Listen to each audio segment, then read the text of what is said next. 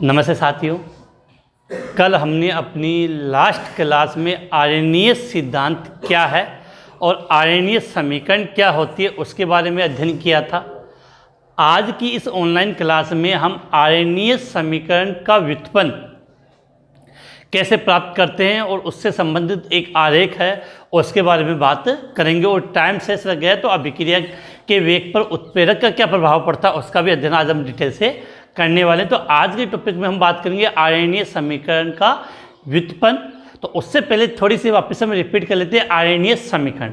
तो स्टार्ट करते हैं टॉपिक को।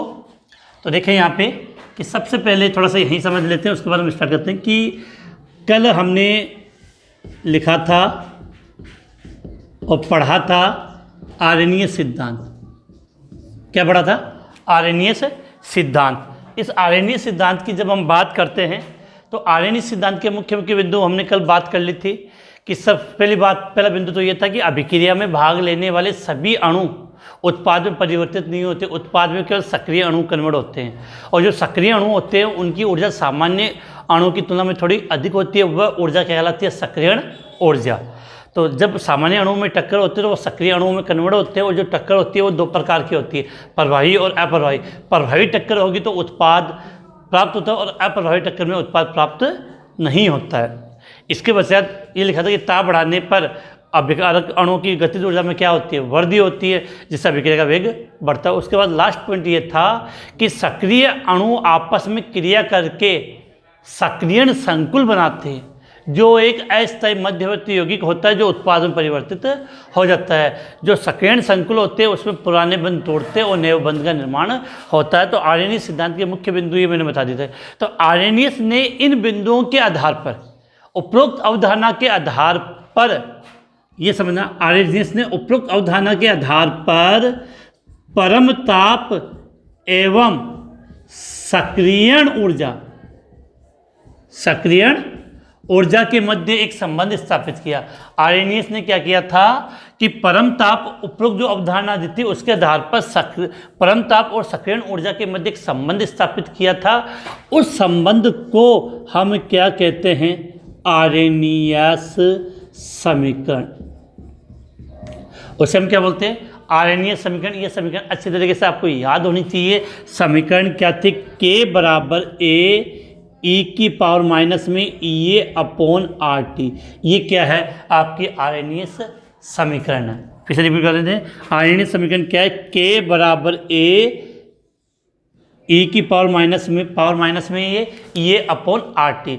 इसके बाद आपको ये पता होना चाहिए कि यहाँ जो शब्द लिखे हैं उनका महत्व मतलब क्या है। आप सब जानते हो के को हम क्या बोलते हैं? अभिक्रिया का वेग नियतांक, वेग स्थिरांक आप कह सकते हो। सबसे इंपॉर्टेंट ए को हम बोलते हैं आर्यनीय नियतांक। क्या बोलते हैं? आर्यनीय नियतांक, या इसके लिए एक शब्द और काम में ले लिया जाता है, पूर्व चर घातांकी नियतांक। मैंने एक बात बता दी कि चाहे नियतांक बोल दो या स्थिरांक बोल दो, मतलब एक ही होता है, पूर्व चर घातांकी नियतांक। अब बहुत से बच्चे इस ई में कन्फ्यूजन होते हैं। क्या होता है बेटा? ई का कन्फ्यूजन ज़्यादा होता तो एक बात सुन लेना कि देखो, आपने कहीं लॉग पढ़े हों तो एक तो होता है लॉग। नॉर्मली केमिस्ट्री में जो हम लॉग काम में लेते हैं वो log 10 के रूप में चलता है। एक होता है log ई। ये जो ई है वो log ई को रिप्रेजेंट करता है। जो log ई होता है वो इस ln के बराबर होता है। log ई किसके बराबर होता है? ln के बराबर होता है। तो ये log ई के रूप में है। इसके पश्चात आपने लिखा ई ए का मतलब होता है सक्रियण ऊर्जा। ये का मतलब क्या होता है? सक्रियण ऊर्जा। आर होता है आपका गैस नियतांक। तो गैस नियतांक का मान अगर लिखना चाहे तो 8.314 joule kelvin inverse mole inverse होता है। और सबसे लास्ट में क्या बच गया? टी को तो आप जानते हो क्या है? टेम्परेचर, ताप आपका। तो मुझे लगता नहीं कि इसमें कोई कन्फ्यूजन होगी। कल की क्लास में हमने आर्यनीय सिद्धांत पढ़ा था, फिर आर्यनीय सिद्धांत के आधार की बिंदुओं के आधार पर आर्यनीय ने परम ताप और सक्रियण ऊर्जा के मध्य एक संबंध दिया, उस संबंध को हम बोलते हैं आरएनए समीकरण। समीकरण क्या है? के बराबर ए ई की पावर माइनस में ई ए अपॉन आर टी। के क्या है? वेग नियतांक। ए क्या? आरएनएस नियतांक या पूर्व चरघातांक के नियतांक भी इसको हम कहते हैं।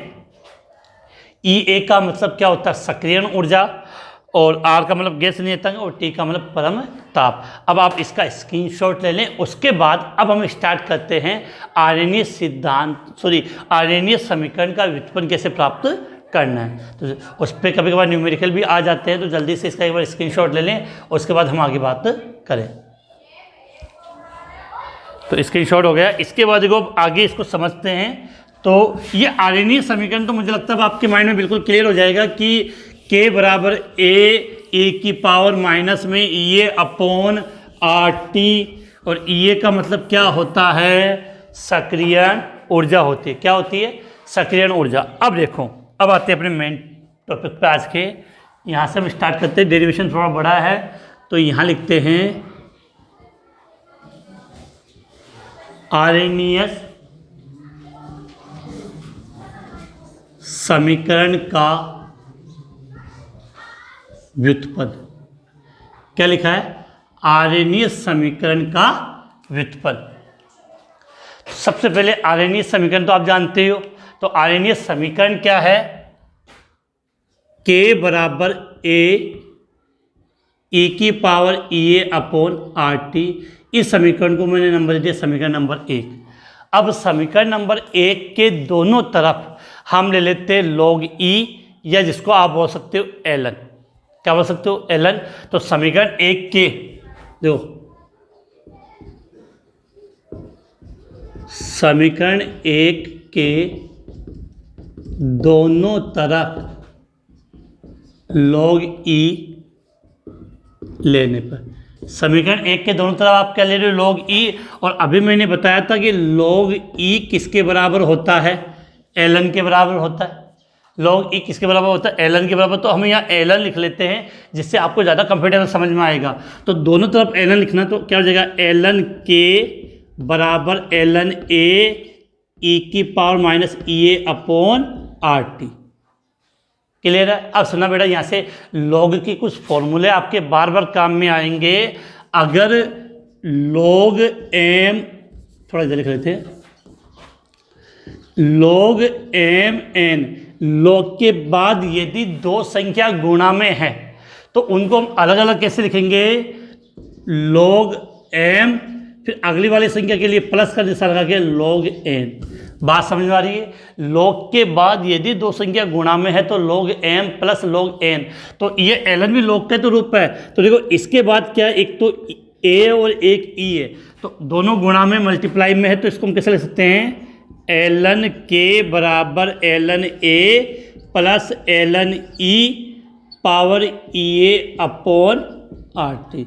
बिल्कुल समझ में आ गया? क्योंकि गुणा में थे, मल्टीप्लाई में थे, तो बीच में अलग अलग करके प्लस का निशान लगा दिया। अब एक फॉर्मूला और अगले वाले में काम आएगा। अगर log m की पावर n है, log के बाद कोई संख्या है और उसके ऊपर क्या लगा है? पावर। तो उसको हल करने का तरीका ये होता है कि उस पावर को आप कहाँ लिख सकते हो? आगे। तो इसको हम लिख सकते हैं n log m। अगर ये पावर प्लस की तो ठीक है, अगर माइनस की तो निशान किसका आ जाएगा? आगे माइनस का। अब देखो यहाँ पे ये log का ही रूप है, इसके ऊपर ये पावर है, तो ये पावर कहाँ आ जाएगी? आगे।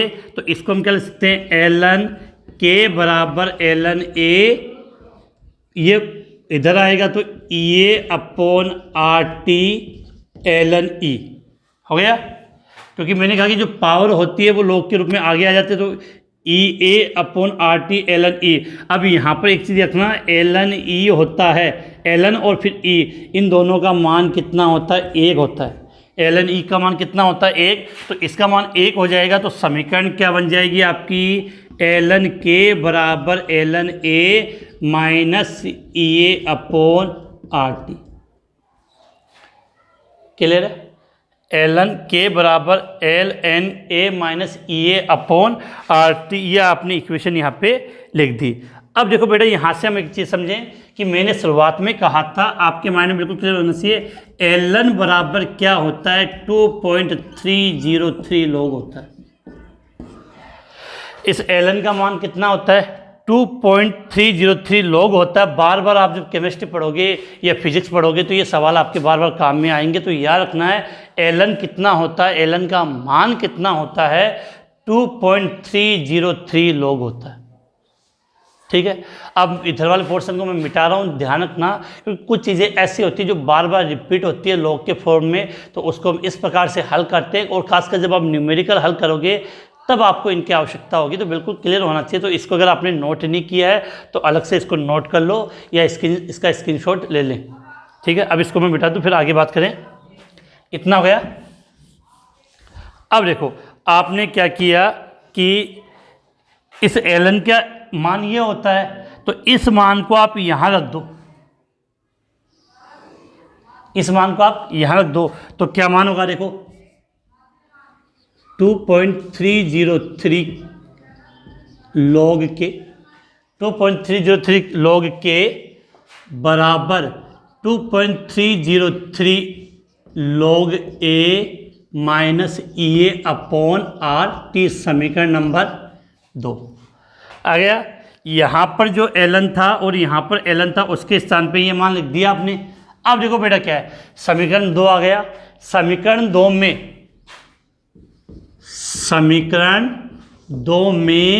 2.303 का भाग देने पर, समीकरण 2 में किसका भाग देना आपको, 2.303 का भाग देते हैं।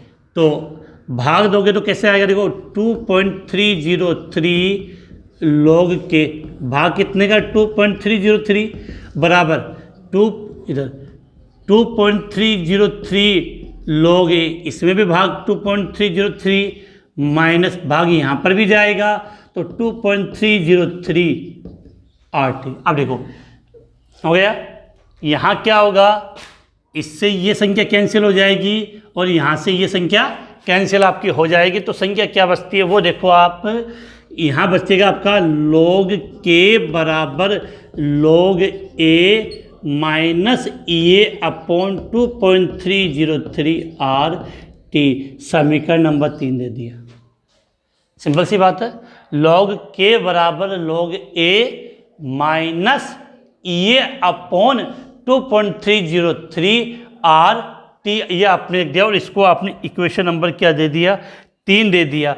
अब यहाँ से छोटी सी बात समझना, यदि T1 ताप पर वेग नियतांक K1 तथा T2 ताप पर वेग नियतांक K2 हो, तो देखो यदि कोई अभिक्रिया सपोज किया कि अगर वो T1 टेम्परेचर पर हो रही है तो उसका वेग नियतांक मैंने क्या मान लिया, K1, और T2 टेम्परेचर पर हो रही है तो उसका वेग नियतांक क्या मान लिया, K2। तो पहले T1 के लिए लिख देते हैं, तो अब हम किसके लिए लिख सकते हैं, यहाँ T1 के लिए बात कर सकते हैं। तो इसके लिए सिंपल से लिख सकते हैं कि समझने के हिसाब से कि ताप T1 पर, अब ताप T1 पर क्या होगा, वेग नियतांक क्या हो जाएगा, K1, और T का मान भी क्या हो जाएगा, T1। तो इसको लिख सकते हैं ताप T1 पर log K1 बराबर log A minus EA upon 2.303 RT1, समीकरण नंबर 4। अब दूसरा टेम्परेचर क्या, 2, तो ताप T2 पर, तो ताप T2 पर क्या हो जाएगा, log K2 माइनस बराबर log A minus EA upon 2.303 R2, समीकरण नंबर 5। तो सीधी बात है, एक बार इनके नीचे 1 1 लगा दिया और एक बार इनके नीचे 2 2 लगा दिया। अब देखो समीकरण 4 और 5 प्राप्त हो गया। अब समीकरण 5 में से समीकरण 4 घटाने पर, देखो यहाँ पे समीकरण 4 में से समीकरण 5, सॉरी उल्टा बोल गया बेटा, समीकरण 5 में से समीकरण 4 घटाने पर, समीकरण 5 में से समीकरण 4 घटाने पर, इसका मतलब 5 में से 4 घटाना है, तो इसका मतलब क्या घटेगा, log k2 minus log k1, और इसमें से ये संख्या माइनस हो जाएगी, तो इसको हम कैसे लिखेंगे, देखो यहाँ पे log k2 minus log k1 हो गया। इसके बाद इसमें से ये घटाना, तो क्या करेंगे, log a minus E A upon 2.303 R2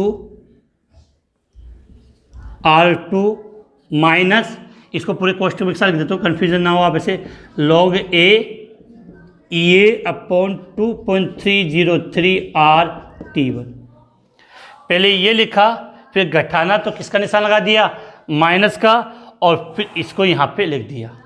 अब बेटा एक थोड़ी सी प्रॉब्लम है कि डेरिवेशन अभी थोड़ा सा बड़ा है, तो पूरा आएगा नहीं, साफ करना पड़ेगा इसको, तो रब करना पड़ेगा यहाँ से। तो एक बार आप इसका एक बार स्क्रीनशॉट ले लें, जल्दी से आप इसका स्क्रीनशॉट ले लें, फिर हम आगे बात करें, क्योंकि यहाँ पर अपने को बोर्ड को मिटाना पड़ेगा। तो उम्मीद है ये डेरिवेशन बिल्कुल मैंने स्लो बताया है, और स्क्रीनशॉट लेने के बाद अगर आप इसको रफ नोटबुक में, अपनी नोटबुक में नोट करोगे तो बिल्कुल अच्छी तरीके से ये आपका एक्सप्लेन हो जाएगा। अब हमने क्या किया कि समीकरण 5 में से समीकरण 4 को हमने घटा दिया, तो हमें ये इक्वेशन प्राप्त होगी। अब देखो इस इक्वेशन के बाद इसको मैं यहाँ से रफ कर रहा हूँ कि इसका आगे का प्रोसेस क्या होगा, उसकी हम बात कर लेते हैं। अब देखो यहाँ पे कि ये था, अब देखो बड़ा log k2 minus log k1, log का रूप आ गया, तो आपके माइंड में एक बात बिल्कुल क्लियर होनी चाहिए, जो मैं यहाँ समझा दूँ आपको, कि अगर log के बाद, जैसे ये log m अपॉन n है, log के बाद दो संख्या बट्टे में है, तो उसको हम लिख सकते हैं log m minus log n।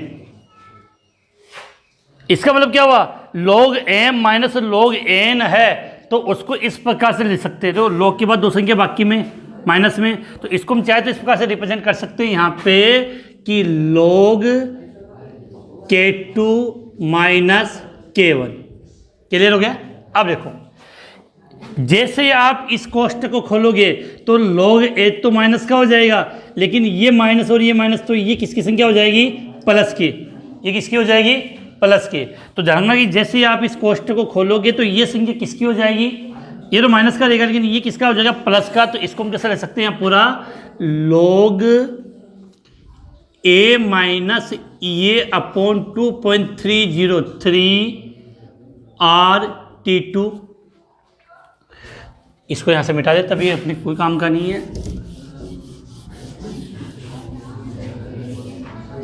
ये आ गया।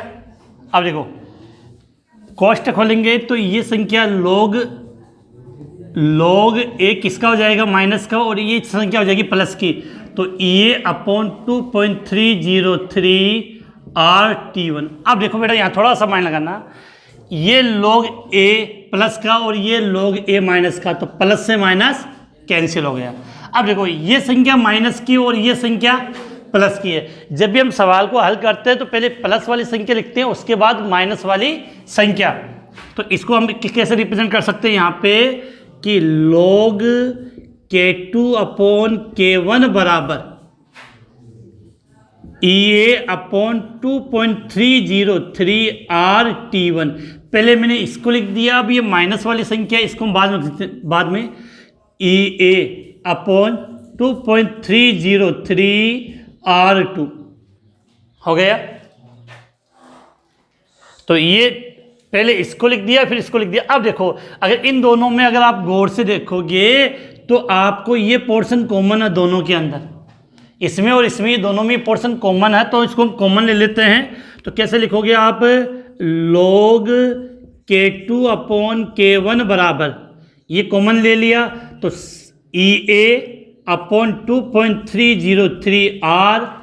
अब ये कॉमन लिया तो यहाँ क्या बच गया बताओ, 1 upon T1 minus 1 upon T2, ये शेष रह गया, क्योंकि ये पोर्शन तो दोनों के अंदर क्या आ गया, कॉमन आ गया। तो अपना इस समीकरण अपने को लास्ट में ये इक्वेशन प्राप्त हो गई।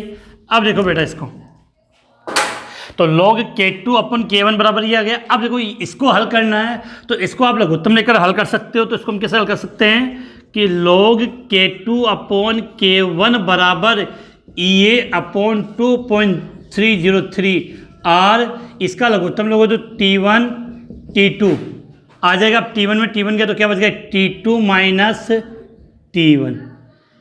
ये समीकरण प्राप्त हो गया। इसको समीकरण नंबर आपने 6 दे सकते हो। समीकरण नंबर 6, समीकरण 6 आर्हेनियस समीकरण का व्युत्पन्न है। समीकरण 6 क्या लिखा हमने, समीकरण 6 आर्हेनियस समीकरण का व्युत्पन्न है। तो ये आपको याद होना चाहिए बिल्कुल।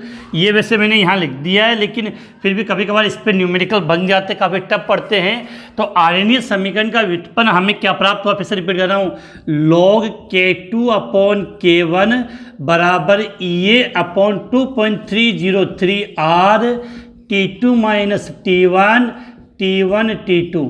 ये आपको याद होना चाहिए। ये क्या है, आर्हेनियस समीकरण का व्युत्पन्न। तो आप इसका एक बार स्क्रीनशॉट ले लें, उसके बाद हम आगे बात कर लेते हैं।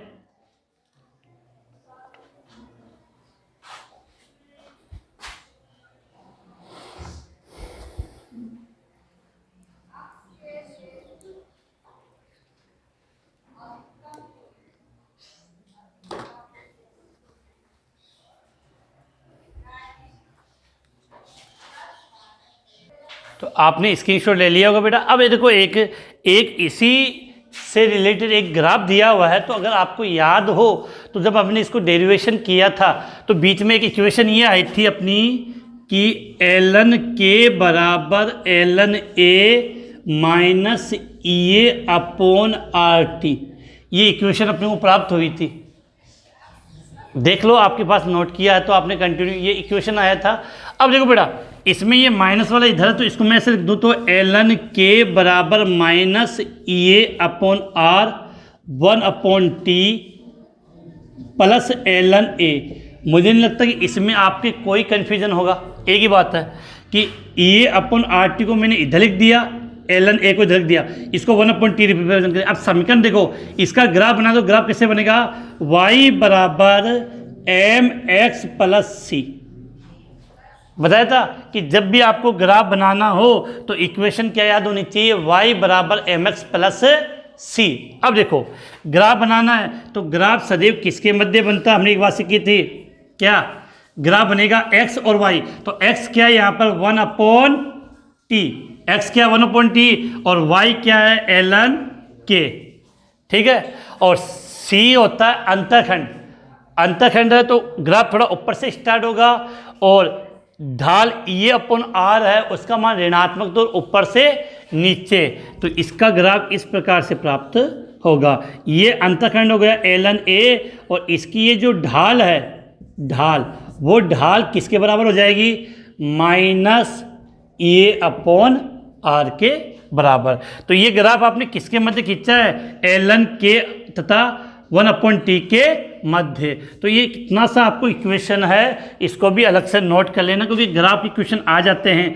ग्राफ में सीधा क्वेश्चन आएगा ln K और 1 अपॉन T के मध्य ग्राफ खींचिए। आर्हेनियस समीकरण के आधार पे ln K और 1 अपॉन T के मध्य ग्राफ खींचिए तो ये ग्राफ अपने को प्राप्त होता है। अब आप इसको स्क्रीनशॉट ले लें अच्छी तरीके से। उसके बाद इसका एक छोटा सा टॉपिक है उत्प्रेरक का प्रभाव, कि अभिक्रिया के वेग पर उत्प्रेरक किस प्रकार से प्रभावित करता है, उसके बारे में हम बात करेंगे।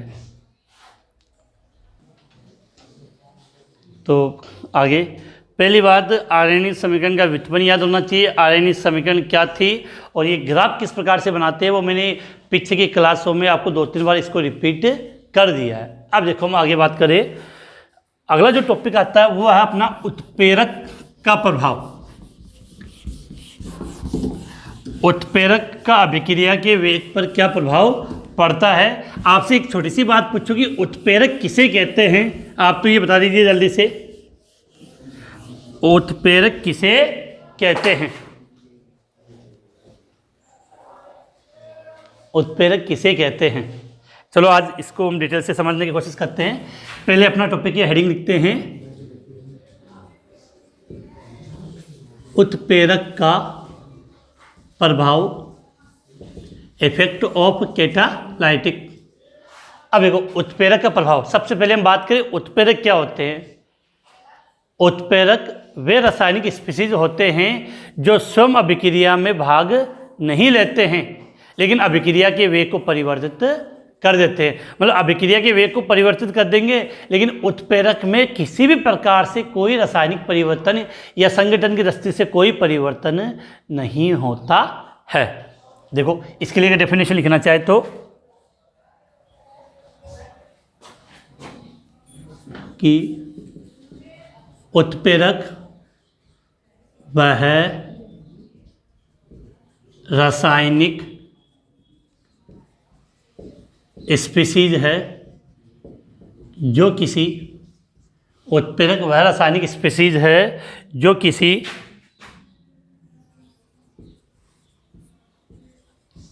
अभिक्रिया के वेग को परिवर्तित कर देता है। उत्प्रेरक वह रासायनिक स्पीशीज है जो किसी अभिक्रिया के वेग को परिवर्तित कर देता है परंतु स्वयं में रासायनिक दृष्टि या संगठन, रासायनिक दृष्टि या संगठन की दृष्टि से कोई परिवर्तन नहीं होता है।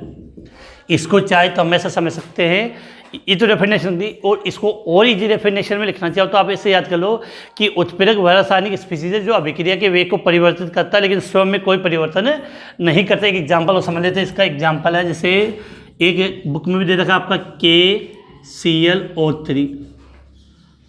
आपने यहाँ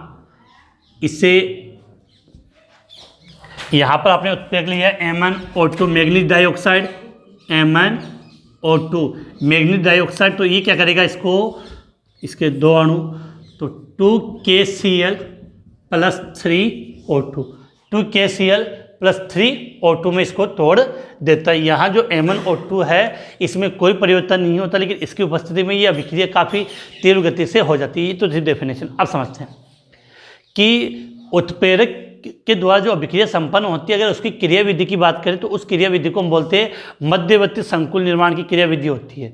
इस अभिक्रिया में होता क्या है कि जो अभिकारक होता है वो उत्प्रेरक के साथ क्रिया करके एक मध्यवर्ती संकुल बनाता है जो अस्थायी होता है, जो विघटित होकर टूट कर वांछित उत्पाद और पुनः उत्प्रेरक दे देता है। लेकिन अगर रासायनिक बलगति के आधार पर बात करें, किसके आधार पर, ये तो नॉर्मल बात थी, टॉपिक है केमिकल काइनेटिक्स या रासायनिक बलगति वाला चैप्टर है, तो इसके आधार पर बात करें तो इसके आधार पर क्या कहता है कि उत्प्रेरक किसी भी रासायनिक अभिक्रिया की सक्रियण ऊर्जा के मान को क्या कर देता है, कम कर देता है, जिससे ऊर्जा का जो अवरोध है कि इतनी ऊंची छलांग मारनी पड़ेगी, वो छलांग क्या हो जाएगी, कम हो जाएगी। तो ऊर्जा के अवरोध को कम कर देता है जिससे ज़्यादा अणु उस ऊर्जा के अवरोध को पार करके उत्पाद में परिवर्तित हो सकती है। नॉर्मल कंसेप्ट बातें हम लिख लेते हैं, इसके बाद इसके आगे मेन पॉइंट पर हम बात करेंगे।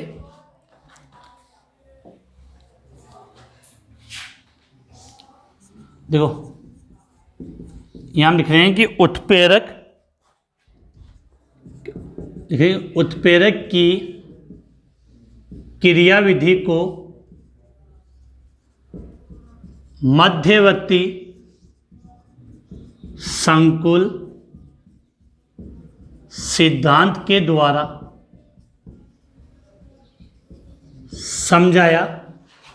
उत्प्रेरक की क्रियाविधि को मध्यवर्ती संकुल सिद्धांत के द्वारा समझाया जा सकता है, जिसके अनुसार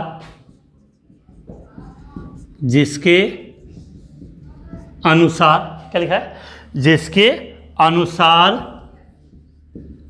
उत्प्रेरक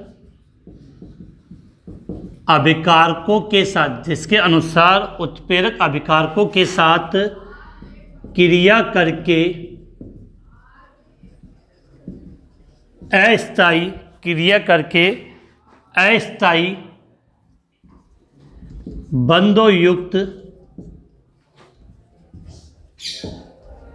मध्यवर्ती संकुल बनाता है जो तुरंत विघटित होकर वांछित उत्पाद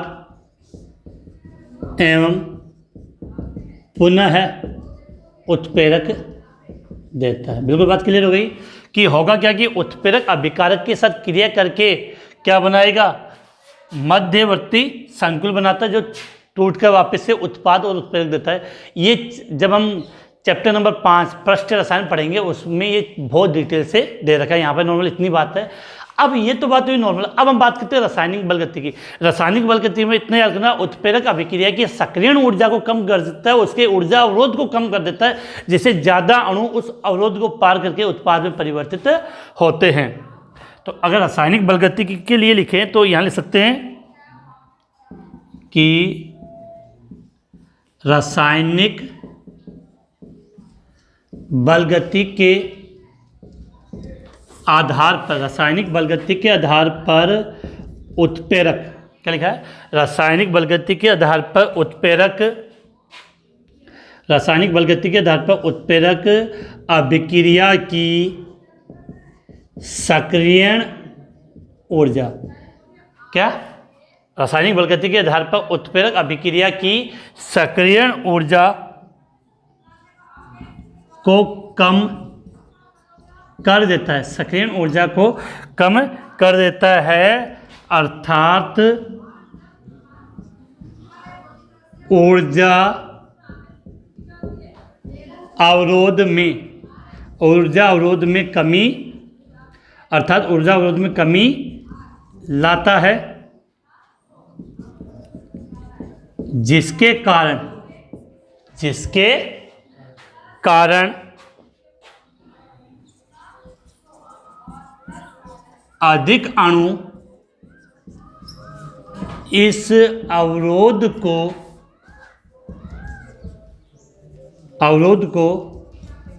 पार करके उत्पाद में परिवर्तित हो जाता है।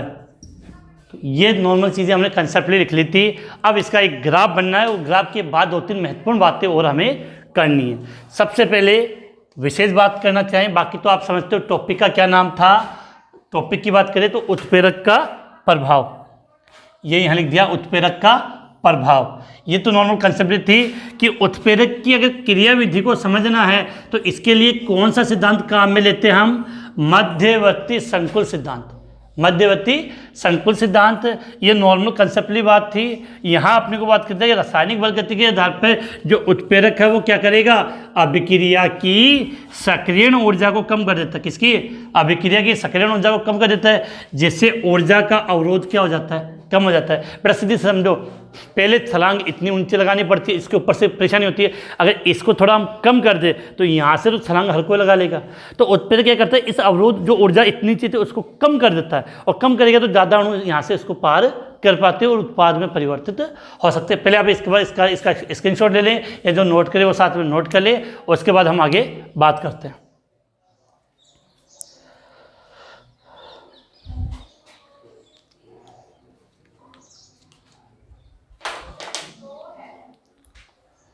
तो स्क्रीनशॉट आपका हो गया होगा। उसके बाद इसका ग्राफ बनाते हैं, वो काफ़ी इंपॉर्टेंट है जो समझना आपने। तो आपने इसको नोट कर लिया। अब इसका उत्प्रेरक के प्रभाव को एक ग्राफ के द्वारा समझते हैं, वो ज़्यादा इंपॉर्टेंट है।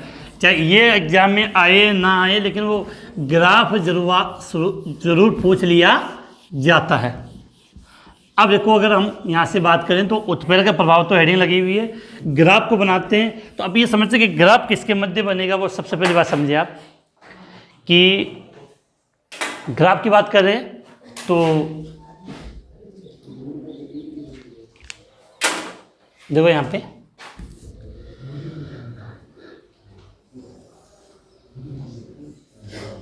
ये हमने लिया। अब देखो यहाँ आपको एक चीज़ दिमाग में बिल्कुल क्लियर करनी है कि इधर तो किसकी बात कर रहा है अगला, ऊर्जा की बात, और यहाँ पर हम लिख रहे हैं अभिक्रिया निर्देशांक। अभिक्रिया निर्देशांक का मतलब अभिक्रिया किस प्रकार से संपन्न हो रही है। सपोज करते हैं कि पहले अभिक्रिया बिना उत्प्रेरक की उपस्थिति में संपन्न होती है, तो जब बिना उत्प्रेरक की उपस्थिति में संपन्न होती है तो मानना कि जितने भी अभिकारक हैं सब अभिकारकों के पास इतनी ऊर्जा है, तो ये ऊर्जा तो क्या कहलाएगी, औसत ऊर्जा। तो यहाँ से इसको हमने इस प्रकार से बना दिया। क्लियर है? थोड़ा सा इसको इधर थोड़ा कंफर्टेबल और कर देते हैं जिससे आपको और इजीली समझ में आ जाए। बना दिया। तो ये अभिकारक थे, ये अभिकारक से यहाँ लिख दूँ मैं अभिकारक, और यहाँ क्या बन रहा है, उत्पाद बन रहा है। ठीक है, यहाँ उत्प्रेरक का कोई रोल नहीं है। अब देखो ये इनकी औसत ऊर्जा हो गई यहाँ इतनी, इस औसत ऊर्जा से लेकर यहाँ तक की जो ऊर्जा की आवश्यकता होती है वो ऊर्जा होगी आपकी सक्रियण ऊर्जा। क्या हो गई, सक्रियण ऊर्जा। उत्प्रेरक के बिना अभिक्रिया का पथ है, लिखना चाहते हो यहाँ लिख दें कि उत्प्रेरक के बिना अभिक्रिया पथ। अभिक्रिया पथ कैसे संपन्न होती है, और इस लाइन को भी समझ लेते हैं कि उत्प्रेरक के बिना कौन सी ऊर्जा, सक्रियण ऊर्जा। अगर उत्प्रेरक नहीं है, सक्रियण ऊर्जा को कह सकते हैं ईए से, अगर उत्प्रेरक नहीं है तो उसको इतनी एनर्जी की आवश्यकता होगी। लेकिन अब क्या किया आपने, उत्प्रेरक काम में ले लिया, उत्प्रेरक लिया है, तो उत्प्रेरक क्या करता है, इस सक्रियण ऊर्जा के मान को कम कर देता है। तो मान लिया ये दूसरी कंडीशन ले लेते हैं रेड पेन से, जिससे आपको समझ में आ जाए इजी। मिल गया, ये आपका यहाँ उत्पाद बन गया। अब देखो तो औसत ऊर्जा तो इतनी है। अब समझो यहाँ पे कि ये पथ कौन सा हुआ, उत्प्रेरक के द्वारा अभिक्रिया पथ, उत्प्रेरक के द्वारा अभिक्रिया का पथ। अब उत्प्रेरक उपस्थित होगा तो उसकी सक्रियण ऊर्जा में क्या आ गई, कमी। तो ये हो गया उत्प्रेरक के द्वारा सक्रियण ऊर्जा, उत्प्रेरक के द्वारा सक्रियण ऊर्जा। अब यहां से आपको साफ समझ में आ रही है कि पहले अभिकारक को जब उत्प्रेरक हमने काम में नहीं लिया, बिना उत्प्रेरक के अभिकारक को जब उत्पाद में परिवर्तित होना है तो उसको कम से कम यहाँ इतनी एनर्जी चाहिए, इतनी ऊंची छलांग लगानी पड़ेगी। लेकिन जैसे आपने उत्प्रेरक लिया, उसने उसकी सक्रियण ऊर्जा के मान को यहाँ पर ला दिया, अब अभिकारक को इतनी ऊर्जा चाहिए। तो सीधी बात है कि इतनी ऊर्जा पॉसिबल जरूरी ना सबके पास हो, लेकिन इतनी ऊर्जा वो कन्वर्ट कर सकते हैं और वो उत्पाद में परिवर्तित हो सकते हैं। तो सीधी सी बात है कि माइंड में एक बात क्लियर होनी चाहिए, उत्प्रेरक की उपस्थिति में सदैव अभिक्रिया की सक्रियण ऊर्जा क्या हो जाएगी, कम हो जाती है, जिससे अभिक्रिया आसानी से संपन्न हो जाती है। तो ये विशेष बात है, आपको ये एकदम माइंड में बिल्कुल अपने क्लियर होनी चाहिए। अब इसको नीचे आरेख आपने बनाया, इसके नीचे क्या लिखोगे, सक्रियण ऊर्जा पर उत्प्रेरक का प्रभाव क्या है। तो आरेख क्या है आपका, आरेख ग्राफ बोलते हो, तो उसके लिए हम लिख सकते हैं कि सक्रियण ऊर्जा पर उत्प्रेरक का प्रभाव, सक्रियण ऊर्जा पर उत्प्रेरक का प्रभाव। बड़ा एक चीज़ तो समझना, यहाँ से हमको समझा रहा हूँ कि ये ऊर्जा ना, यहाँ से लेकर यहाँ तक की ऊर्जा, इस ऊर्जा को हम बोलते हैं औसत ऊर्जा, एवरेज एनर्जी। ये मानी जाती है, ये तो सबके पास होती है। और यहाँ से लेकर यहाँ तक की एनर्जी जो कंप्लीट आपकी यहाँ तक की टॉप तक की अगर हम ले लें, इसकी बात करें तो कहाँ से, यहाँ से लेकर यहाँ तक की ये ऊर्जा क्या हो गई आपकी, ढेली ऊर्जा, कंप्लीट एनर्जी।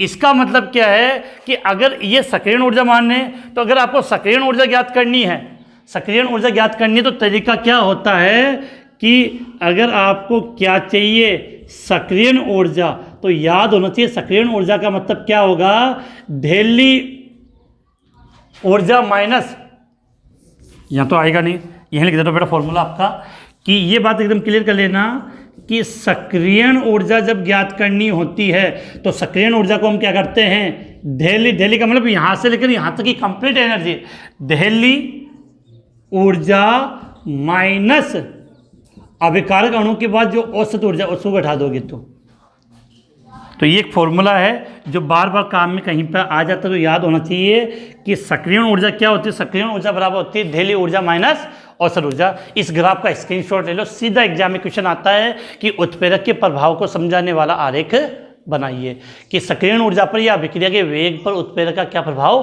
पड़ता है, उसको ग्राफ के द्वारा समझाइए। तो आप इसका स्क्रीनशॉट ले लें जिससे आप इसको भली भांति और अच्छी तरीके से समझ सकते हो।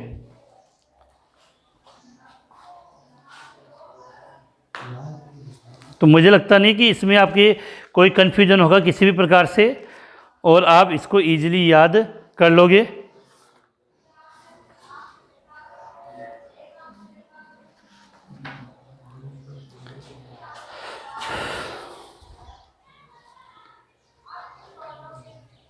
तो स्क्रीनशॉट हो गया आपका। तो यहाँ तक का पोर्शन अपना समाप्त हुआ, हमने आरएनए समीकरण कंप्लीट कर लिए, उत्प्रेरक का प्रभाव। इसके बाद आपका एक टॉपिक और शेष रहता है जिसका नाम होता है रासायनिक अभिक्रिया पर संघटन सिद्धांत। टक्कर सिद्धांत, संगठन सिद्धांत क्या होता है, इसके अलावा एक मैक्सवेल ने भी एक वक्र दिया था, उसको भी हमें समझना है। तो ये बातें अपनी कल की क्लास में रहेगी और उम्मीद करेंगे कल की क्लास तक अपनी लगभग कल या परसों की क्लास तक अपनी ये चैप्टर फिनिश हो जाए। उसके बाद इसके कुछ न्यूमेरिकल जो बोर्ड एग्जाम में पूछे जा सकते हैं उनकी भी हम बात करने वाले हैं। ठीक है, आज की क्लास हम यहीं समाप्त करते हैं।